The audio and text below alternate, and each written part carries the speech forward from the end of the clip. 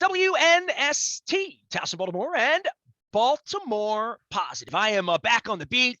Got a little bit of sun. I mean, I don't know. I wear protection, so it's hard to I don't get all beet red and like tan lines and weird things. I prepared for the 82 degrees of sunshine that I enjoyed for a couple of days. I did spend some of it inside at the Breakers down in Florida, catching up with John Harbaugh, caught up with a lot of old friends from around the league, business side, football side. I even saw Raj at the pool. I didn't ask him about blackballing or anything like that, Colin Kaepernick. I love talking sports when I do. And I also like talking, politics, business, the internet, the interwebs. And I really like talking about entrepreneurship with this guy. He is our chief digital officer, outsourced as always. And we haven't gotten together and done the business thing or how I'm looking for a new sales director and COO and how it really be nice to have a new executive assistant and a production assistant here and how I'm growing my business. And I've got new clients and we're doing crab cake tours and we're doing Pravda Ukrainian American red ale at Heavy Seas Brewing on Friday with our friends from Cooper's to benefit Ukraine. Mike Rosenfeld joins us now. Do we ever talked about what's really going on? How are you, man? I'm hanging in there. I would say 4 days removed from maybe the worst flu I can ever remember having. Close to 103 temperature. Did you have the COVID? Did you have the Rona? No, I thought I never got the Rona, so I didn't know.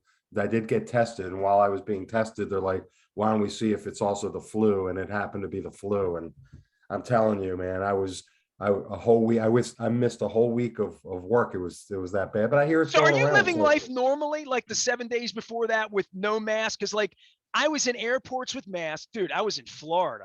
It's a ish show, right? I mean, in general. But there's something about being outside when the sun's shining. You do feel safer, just in a very general sense that outdoor is different than 28 indoor here on a snowy day. But I'm still washing my hands incessantly. Yeah, you have to wear the mask in the airport and all that.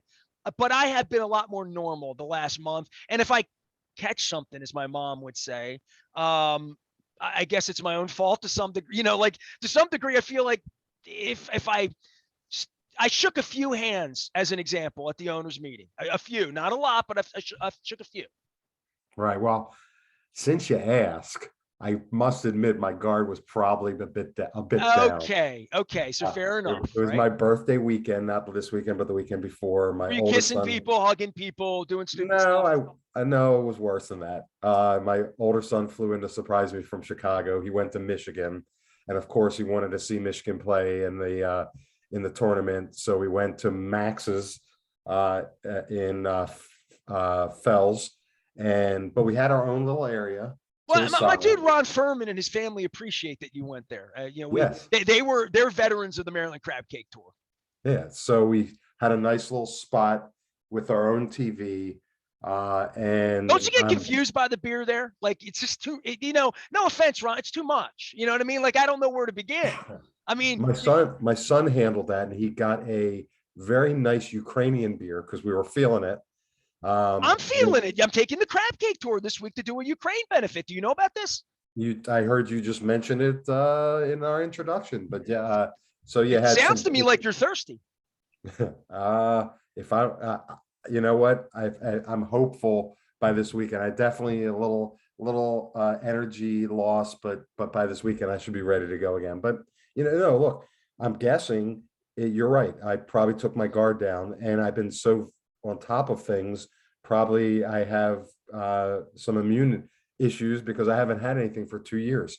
It was nice to not have anything not any cold, nothing for 2 years, but this hit me hard. I don't get sick much, right? So when I do, I'm such a sissy, and it just sore throats are the worst thing ever when you do radio. And maybe it was because when I was single, I kissed girls and moved around and was in bars and there's cigarette smoke. I feel like I had a lot of sore throats at various points. I even went to Steve Whiteman from Kicks. I know you're a rock and roll guy, by the way. I love Kicks. Yeah, and Steve gave me voice lessons. So whenever he comes on the show, we do the he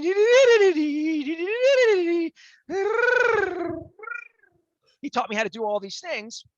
Tommy Shaw from Styx also helped me with that, but Steve Whiteman's the man, like totally.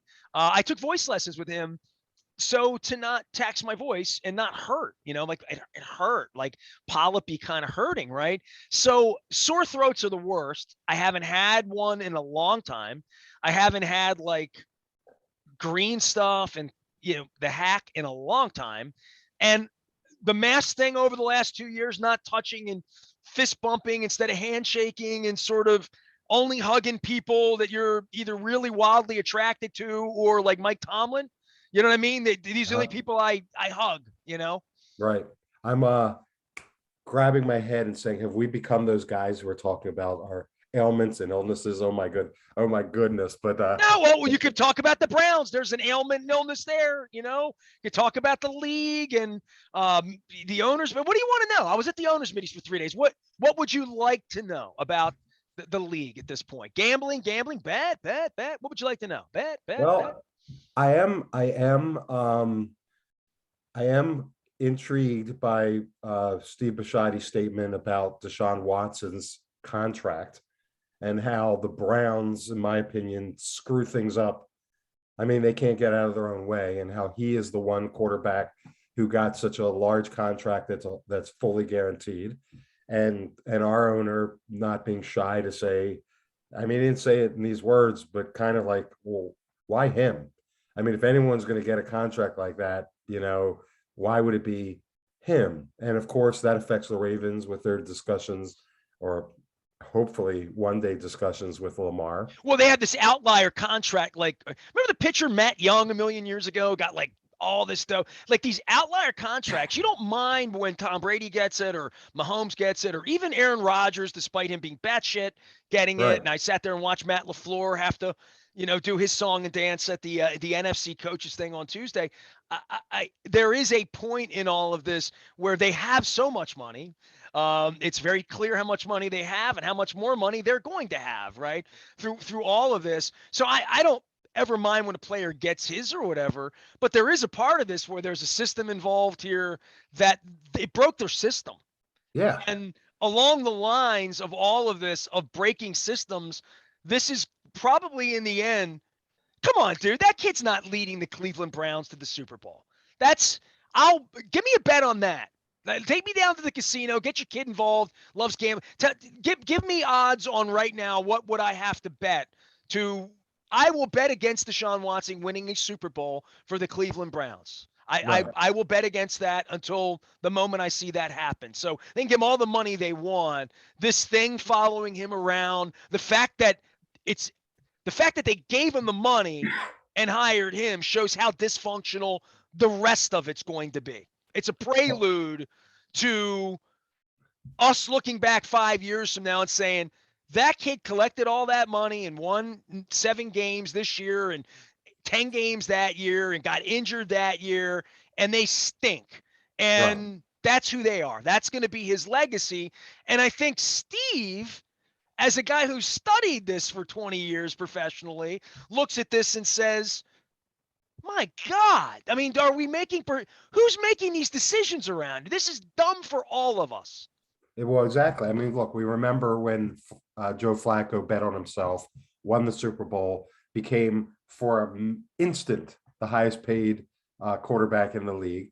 But everything is just increments above the previous one. This was not an increment. And the worst thing is, who is the quarterback on the heels of this that's due a deal? And that's Lamar. So Next up. now that's right. And how Well, do what you does it mean for say? Joe Burrow, who's 5 times the quarterback Deshaun Watson is? So someone, you said it, this is someone, people have to admit that this is an outlier, or say this isn't an outlier. That was the next big increment, and I want what he got plus $1. I mean, that's what my concern is. It's reckless, and it's done by a franchise who can't get out of its way. They traded away their future. I mean, 3 number 1 picks, I believe. And well, the Rams are doing, that's all the rage now, right? That's another part of this, is like, we're throwing the baby out with the bathwater. I think DaCosta sits in the corner and chuckles. I mean, you bring that up to Eric DaCosta, I'm gonna mortgage the future. John and Eric don't have to live that way. You know, I Right. sat at the pool. They're the same guys at the pool. It became official finally on Tuesday. Not in front of me, by the way, but it became official that John Harbaugh has signed 3 years. So there's stability here that is the envy of all of it. And it is and if Bisciotti were to write a book about this, the the stability itself is its own strength in decision making, that decisions are not born of holy shit, we lost 6 games in a row, we're all getting fired, my god, we'll be fired October 3rd if we start 2-3. That doesn't happen here. That No. happens in 8 out of 10 of the places every year. On a rotating basis, it happens to 22 to 26 of the franchises at any point in any 5-year period, whether it's Denver, San Francisco, the New York Giants are in the toilet now, right? The Cowboys are always in the toilet. The Eagles won a championship, and I'm sitting there saying, I wouldn't know Nick Sirianni if I tripped over him, and I wasn't particularly impressed by him. You know what I mean? Like just being in the room. By the way, I did this great activity. I did 5 minutes or 3, 4 minutes at every podium. And I listened to every head coach and thought, which guy would I hire in the NFC? Got any ideas? I tweeted about this. Mm, I'm clueless. Which I one? liked Brian Dabble. Everybody likes Brian Dabble. He was a hot shot, candidate and like all that. And I knew a little bit about him, because we played the Bills a little bit, and I knew what he looked like, and I Googled him a little bit and read up because I knew he was going to get a gig, and so I wanted to go listen to him. And what you see is what you get. He's that guy, right? The new coach of the Minnesota Vikings was a backup quarterback and a guy that like I had to Google Kevin O'Connell. Do you know who Kevin O'Connell is? No. Well, he was the OC of he was with the Rams, but he wasn't the OC of the Rams. He didn't call plays, but he was the OC because he works for McVay. He's a Right. McVay assistant, right? But he worked for the Redskins, so he knows this function. He worked for the Browns, he knows this function. He worked for the 49ers. So and then he won with the Rams, right? So he's the hot shot, whatever. Unfamiliar with him, didn't know anything about him, sat down, watched him for 5 minutes, wanted to hear 5 minutes more, and I thought, I like that guy. So I'm getting breakfast, sitting down. He walks by and sits at the table. And I said, just for the record, dude, I've been doing this a long time. I'd hire you. I don't say that to I don't say that to anybody, but I was very impressed by him. He went to San Diego State. He was a quarterback, backup for the Patriots, Lions, Jets, Dolphins, and Chargers, practice squad. I don't know that he threw a pass in the league. He may have, but Is he a 30 something? Like he's 31? 36. He's Yeah. younger than my son. Yeah. May 25th, 1985. He's 6'5". And he was from North San Diego as a kid. And let's see here. I don't did he ever throw a pass in the league? He played 2 games in New England in 2008 and went 4 of 6. I guess Brady had a pinky winky injury, or no, he probably came in slop time. They Right. probably were winning 51-13 and they brought him in or something, right? Right. So there Well, you go. well, look, you started the segment with, on talking entrepreneurship, talking business. And, I always love the analogies with sports and, you talk about how the Ravens do it and the Ravens do it right. And there's consistency and we don't mortgage we don't take a run for one potential championship so that we can have 10 years that suck. I mean, we take for granted, and we've talked about this with the horrible season the Terps had, but, we take for granted that we always play games in December that matter, that we're always into it, that we're not one of those teams October 1st that know it's over in football. I can't imagine living that way. And that's because Ozzie Newsome, Eric DeCosta, George Kukinis, Joe Ortiz, John Harbaugh, before that, Brian Billick, and all the coaches have always been really, really good at what they do, right? Period. And it starts at the top and it starts as the owner, which is where I'm going to pivot, which I know your feelings about the Orioles, but I read this week, and I'm sure you saw it as well, that the Orioles are the only Major League Baseball team that lost value in 2021. Every other Major League Baseball team increased its value. I One heard team, I had Kurt Bodenhausen on the show this week. He was the guy who always did that for Forbes. He's now at Sportico. He left the company and they put their valuations out, which have always been his valuations, by the way. So I had him on this week. You should listen to that. That was 40 minutes of, pretty brilliant guy, Bodenhausen. And by the way, I sat with a kid from Denver yesterday who's a very wired kid who said that the Broncos are going to go for over 4, that there's going to be enough bidding that the Broncos are going to go over 4, which sets Bisciotti, I said something to somebody a couple weeks ago about the Ravens value. He's like, they must be worth $2 billion now. I'm like, 2. They're definitely north of 3. Probably not 4, but if Bisciotti sold the team and he told the media he's having fun and he doesn't want to sell the team, and that's great. I'll hear that. But if he did want to sell the team, it would be upwards of 3-4 at this point, and maybe north of that. And they're all watching this Bronco thing the same way you and I are watching the stupidity of the Browns. yeah, it's crazy. It's crazy, but yeah, it's just frustrating. Are you going to games this year? I mean, the Orioles, are your kids bugging you? Are you buying the 1982 prices or whatever they're doing, or no?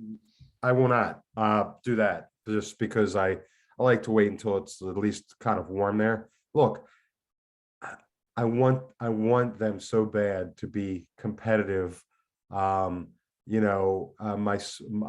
fortunate enough that one of my sons is actually staying around the city for at least a year, and I'm hopeful that we'll spend some time this summer, because he was away at college and then lived in another city, and this will be the only time in the last maybe 10 years that he's been here. So I'm hoping we hit some games. We are excited about the young baby birds. I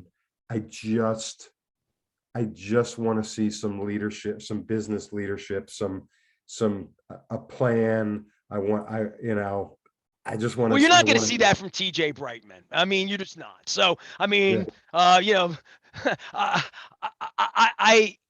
they do start next week, and I'm getting a little bit of like beer buses from this bar and that bar and going to opening day and doing all that. I don't even know if that's an easy sell. Like, dude, I love you. I would love to hang out with you. I got a dozen guys like you. You, me, Bill Cole, Bill Yerman, put the whole, little mafia together. We'll all go down there, wear our orange underwear, and it'll be 74 degrees. And then we're like, how much are tickets? $80, whatever. And we'd be like, okay, what time we got to get there? Okay. Weather is what, 54? And it might rain. I lived 2 blocks away from the ballpark for 19 years. None of you guys who call yourself friends of mine have ever, like, hey, we're going to the park tonight. You would stop by. Hey, I'll come by your place and bring a 6-pack. Or, hey, I'll bring a sandwich over. And or hey, come on, I got an extra ticket. Come on. The baseball thing, even when I lived in the city, it was impossible, right? Literally, because they're so bad, there's so lack of interest. And then you go to buy tickets and you're like, what else could we do that day with an $80 dinner, or $80 bender in Fells Point, or, hang in the basement, watch the game on TV and order some pizzas or do whatever we would do. But getting people together to go to baseball games, I don't even know where I'd begin if I had a beer bus. And I said, Right. I will pick you and your kids up at 11:15. I'm going to have an orange bus and I'm going to come by. It's going to have a bathroom, beer, crab cake. I'm going to pick you up and take you. I don't know who I'd find to do that at this point. And it's, they've devalued the Preakness. The stuff of our childhood, right? The Preakness has been completely devalued. And opening day as a stock, it's down like the franchise's value's down, right? Like, I don't know that they're even going to sell out. I can't walk 2 blocks away. They don't give me a press credential, which is getting to be a trend. And I don't even think, I don't know where I'd park. I don't, you know what I mean? Like, if one of you want to talk me into going and making it a day, anybody in the listening audience cares to like spend a day of Oriole baseball, let me know, because like, opening day came and went every year, and I'd walk around and talk to people and I'd be like, I'll go home, watch the game.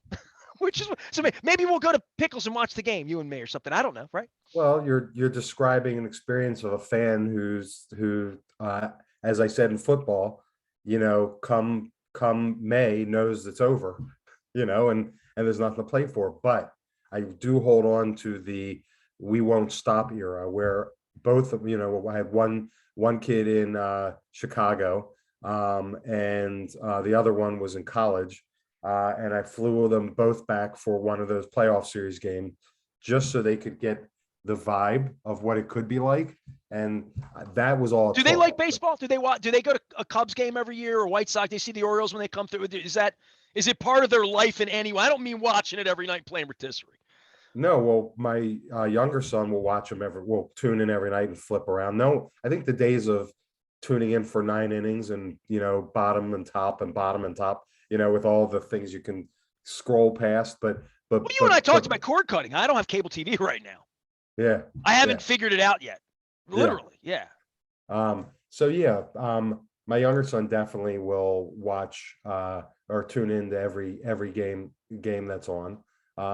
And he holds on to just that one playoff run where he was like, that was awesome, and he felt it. And we grew up when they were competitive all the time, right? It was like the Ravens are competitive all the time. Well, we were also the players were like family members to our parents. Like, well, first off, really was family for me. So let's start with that. But not because of any of that. I mean, I was not hanging out with the Crowley family or the Belanger family or, people that made Jim Fry, who made their lives here, or anyone in the 60s, whether it's Boog Powell or Brooks or Jim Palmer, who lived a life here, right? That we rooted for Mike Flanagan, Scott McGregor, Rick Dempsey, and Rick Dempsey made a life here. Mike Flanagan made a life here, because it was familial. And I don't know that your kids feel that way necessarily about Mike Bordick, who I'm sure will do a great job over 105.7 before the games. And I would say that the baseball thing, and it came up with my son this week. My son's 37. So I just mentioned the Vikings head coach is younger than my kid, right? So my son does not wax about sports or anything, given what I've done for a living, right? But he, one of my favorite stories is in 1996 when the Yankees were in the playoffs here. It might have been the 97 playoffs. Probably 97, probably. I did my show at Balls the night of a Yankees-Orioles game. And my son was supposed to go to the game that night. It was going to be his big playoff night. I had tickets for him, the whole deal. Back when I had a press credential. I was in the real media back in 1996, 97. And we did Balls and we had signs, Spank the Yankee signs, right? So my son was handing signs out all over the city. He was like 12 years old, born in 84. And he came in and I was wrapping the stuff up at 7:30 or whatever. Had all my equipment. I was going to put it in the closet at Balls, right? And he said, Dad, I'm not feeling well. My stomach, I don't feel well. And I'm like, dude, this isn't good. The game's about to, what are we going to do? He said, I should go to grandmom's house. I don't feel good. I took him out in the street with a $20 bill. I threw him in a cab and I said, take him to 7901. And I had my phone, my bag phone or whatever the hell it went, big brick. Yeah. And I put him in the cab and I went over to the stadium, and the stadium had a phone. We had phones in the press box. And he called me, got there. He threw up all over the place. He threw up all night. My mother took care of him throwing up. My dad was gone at that point, but my mom was young and spry. She was only like 80 then. She was great. So she took care of him that night. And I went to the game, and there were no more. It had to have been 97 because there were no more playoff games. He never got a chance to go to a playoff game, right? So he's 13 at the time. I have a picture of he and I at a Phillies playoff game in 06, 7, 8, whenever the Phillies first made the playoffs. Not when they won the World Series, when they first were playing the Colorado Rockies in a wild card game. I drove to Philly with him, and we scalped the ticket outside for $100 to sit on the roof just so he could. I'm wearing my Phillies jersey. We took a picture, we're at a baseball playoff game with my son. I just had to come to Philadelphia to do it. Right. So, and it was probably before Facebook and when you could be a real a-hole, even in taking a picture and saying something flippant like that. But he brought up to me last week, we were talking baseball and this and that and whatever. And he said, "Man, I, it's a good thing you and I went to that Royals game a couple of years ago, right? We have a picture of he and I with a sign. We were sitting in Reggie's drinking. And I said, look, if the tickets dip below $100, we're going to get some baseline seats here. We had seats 10 rows behind third base, and I think I paid $80 for them. Like they were $280 tickets a week before. And we bought last minute because there was no market for it. I mean, like those tickets weren't even hot tickets. The playoff tickets here on bad nights were not, they weren't 500. It wasn't like the 93 All-Star game where to get a ticket for that, you had to mortgage your family, right? Like Yep. literally, that was $1,000 get in. But to talk about it, it's far-fetched to think we're going to have baseball playoff games anytime soon, right? It feels far-fetched. I want to be competitive. And I want to see signs. And, I do think, it's clear that as distasteful as some may think, we are following the blueprint of the rebuild. And we're close to where we should start paying dividends. We have no concern about lack of pitching, but we'll see what happens. But for whatever reason, I remain hopeful, and the Orioles and their uniforms and their bird on their hat just make me smile, and I just want them to be competitive. All right, look, I found the picture. You ready? This is me and my kid. You ready? You can Sure. see the bunting behind us if you look real carefully, okay? So there it is. Love them O's Hun. Look at how young I was here. I mean, this is already 8 years ago, right? Yeah. This was October 10th, 2014. Father and son idiot outing at Camden Yards for game 1 of ALCS. You see the Yeah. Royals hats here, right? So that's it. Look at how young my son was. He almost looks like he was like in his 20s. Yeah. Well, I don't recognize you with your short hair and your turtleneck and Oriole uniform, but yeah, those were great series, and I just want to feel that again. It would be awesome.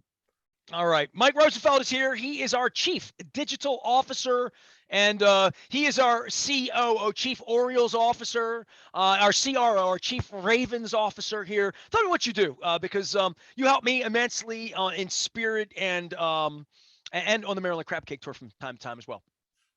Sure. So my firm, Web Connection, we work with small to mid-sized businesses whose owners recognize that they don't understand how to monetize their website, their social media, their online marketing. They know that they should be Calling doing me a better. dummy? What's that? You calling me a dummy? No. I would say that if I wish most of my clients were like you, because most of them posture that they know what they're doing. They're embarrassed to admit that they have no clue. They have maybe an intern posting to Facebook or Twitter, and they just have no vision. So we create the vision, the strategy, and then we help execute the strategy, and we help our clients grow by using digital tactics, whether it's their website, mobile apps, online marketing, social media, email marketing, whatever the case may be. There's no one size fits all. So it's all custom based on what our clients' needs are. And I love doing it. By the way, man, and Luke appreciates it too. This is a picture of Luke and I. This is Luke and I 5 days later. Look at how young we were the last time the Orioles were any good. I mean, it's insane. I look like I'm 20 in this picture. It's stupid. Look at Luke. He didn't even shave. Look. I see it. So that's when we ran into the Royals buzzsaw, right? Look at Luke is wearing a badge that says postseason on it. You know, it was a long time ago. It's more fun to make fun of him than it is to like feel like, these people. You just a fair weather fan. I ain't a fair weather fan. One day they're gonna win. You get your press pass and the bird. Oh my God. I'm like, how about? Did you look at the payroll? By the way, I shared that. You see that one last week? Yeah, well, I did. Is that the one where it's still got Chris Davis as with a big chunk of our salary on it? So when you subtract Chris Davis, it's really it's really an abysmal number. 30. It's 30 million. Look, I'm not. There's a difference between being negative and being a realist.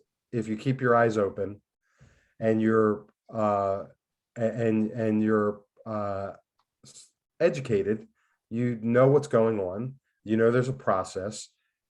The only challenge is, do we have the leadership in place at the top to see this through to a successful outcome? And I will reserve judgment and hope that the Suns are going to take a different approach and hopefully. Oh, come on, man, with that. That sounds like what Moeller said. The Suns are my age. They've had their whole. Let me give you. Listen, if I start writing columns around here again, it'll go all Jack Nicholson. You had your whole life to think things through. What good's a few more seasons going to do you now? Huh? So what are you saying? We're doomed? I'm saying that they're already in charge. Daddy's been eating pudding for years now. If the decisions are to be, they're the ones that made the decisions. Daddy didn't hire Mike Elias. They did. Daddy didn't hire TJ Brightman. They did. Daddy didn't move to Nashville and put on boots and think of themselves as a concert promoter. John did. So maybe it's time to have a Dear John letter. Or a Dear TJ letter, maybe. Oh, I'd like that one.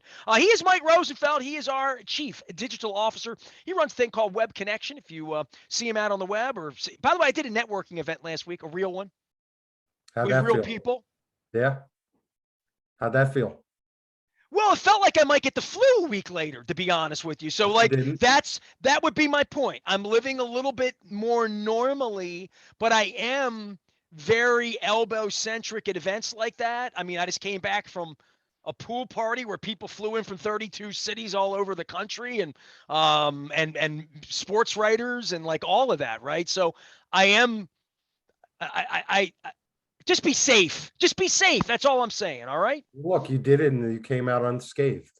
I, on the other hand, went out down. to watch basketball and was down for the count, but I had to get that into my system. I should be good moving forward. You'll be good for opening day. You'll be fine for opening day. No doubt about it. All right. I am Nestor. We're bringing the Maryland Crab Cake Tour back out on the road this week, doing a very, very special thing. We're going to be at Heavy Seas Brewery. I had Hugh Sisson on last week to promote this event and then realized, oh, I can move the Crab Cake Tour there. So I did that in conjunction with Patrick Russell, my friend at Cooper's, and the Chow Hound and Slancha. We're going to be serving the Cooper's Crab Cake, which I have not had. Because whenever I'm at Cooper's, I get something else. I don't know what to tell you. But I had the corned beef a couple weeks ago. It was delicious. So I'm going to be at Heavy Seas in Halethorpe with Hugh Sisson and a bunch of friends. It is inspired a whole idea. Mike, did you know that crab cakes and beer go together? I sure did. I learned that at a very young age. All right. Well, I'm about to expose that. Take that out on the road here this summer. I am Nestor. We are WNST AM 1570, Towson, Baltimore. We never stop talking. Crab cakes, the Maryland Lottery, and our friends on Friday, as well as Baltimore Positive.